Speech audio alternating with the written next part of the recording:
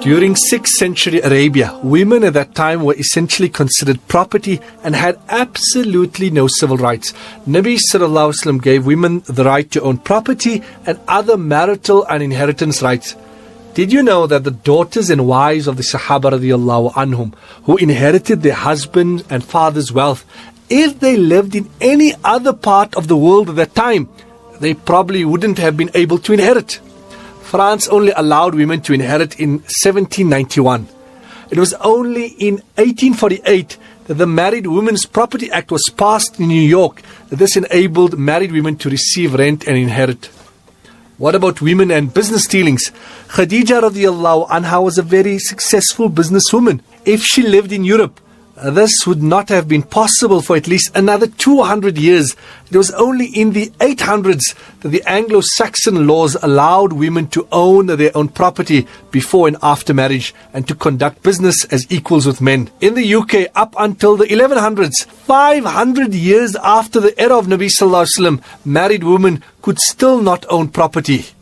It is for this reason that the rights given to women in the time of Nabi Sallallahu Alaihi Wasallam was considered revolutionary. Female-run businesses, female property owners and female inheritors were unheard of in that era.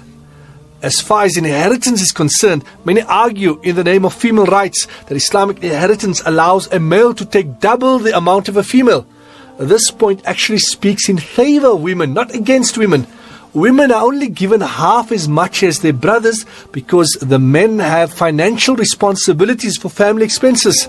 To provide for the household is a man's responsibility, regardless of the fact that the woman is earning or has property.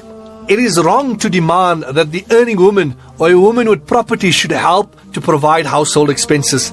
Allah the Exalted has said that men have been given a distinction.